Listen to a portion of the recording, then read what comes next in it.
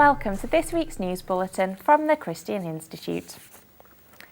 A public consultation on redefining marriage in Scotland has closed, with fresh calls to the SNP-led government to retain the current definition.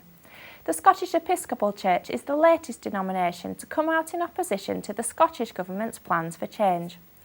In its response, the Episcopal Church has reiterated its canonical position, which states that marriage is a physical, spiritual and mystical union of one man and one woman, adding, "There is no current basis for agreeing that the law should be changed to view marriage as possible between two people of the same sex."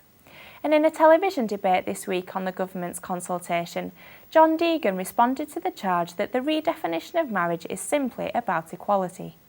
Well, we don't treat different things as equal, so it's not about equality at all. These are different relationships. There is something unique, there's something natural about the complementarity between a man and a woman.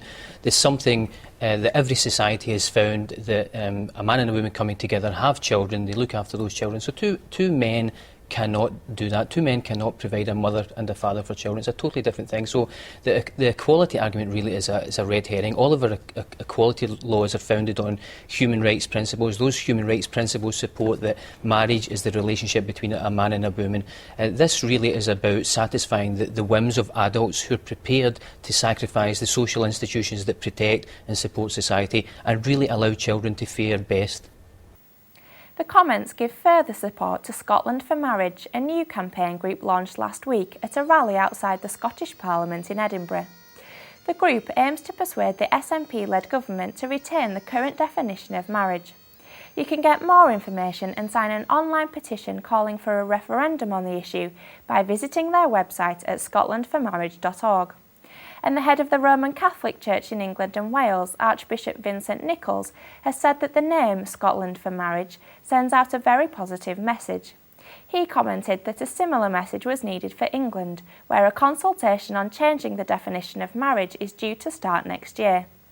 The Archbishop also said that this year's royal wedding between Prince William and Kate Middleton captured the wide public instinctive recognition of what makes a marriage, continuing, "That is the public understanding that we want to bring to the surface." And new regulations have come into force this week, allowing civil partnerships to be registered on religious premises in England and Wales. But Baroness O'Cahoyne in the House of Lords and Edward Lee MP in the House of Commons have both moved to have the new regulations annulled. Neil Addison, a lawyer and religious liberty commentator, has also voiced his concern, saying, "The real danger is the possibility of churches being sued under the Equality Act for refusing to host civil partnerships."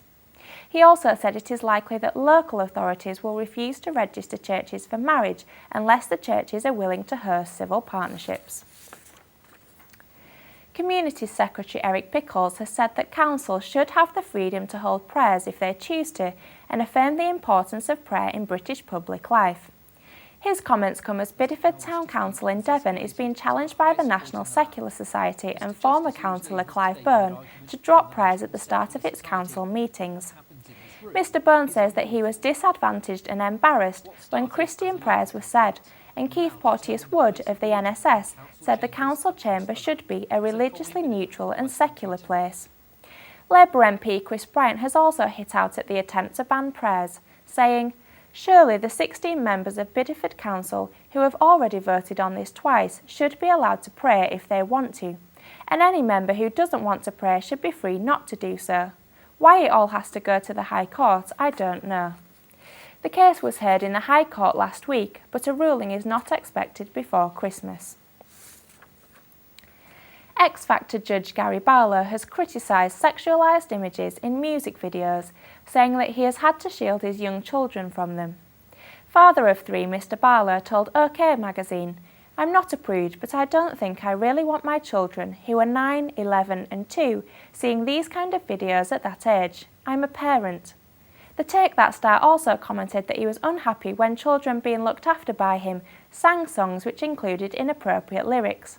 And comedy actor Sir David Jason, who played Del Boy in the classic BBC comedy Only Fools and Horses, has also spoken out, saying that he finds it impossible to protect his 10-year-old daughter Sophie from inappropriate content on television. His comments follow BBC executive Caroline Thompson's claim that crude language is acceptable in comedies because they are designed to cause offence.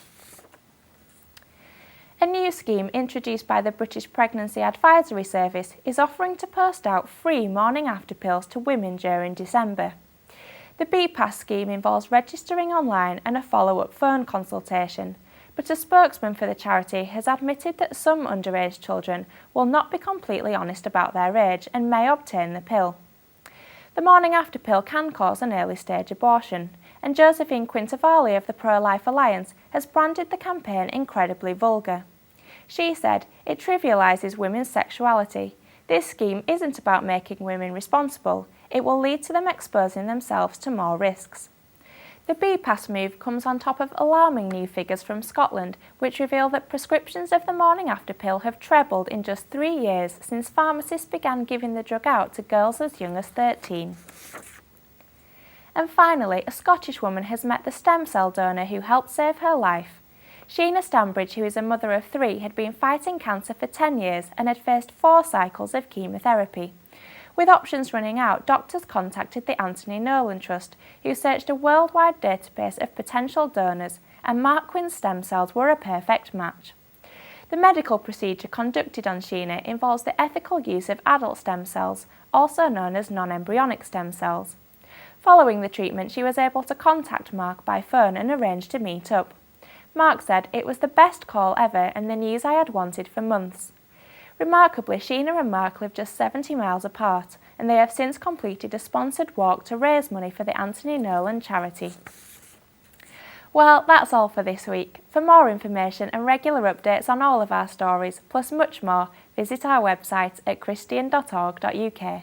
Until next time, goodbye.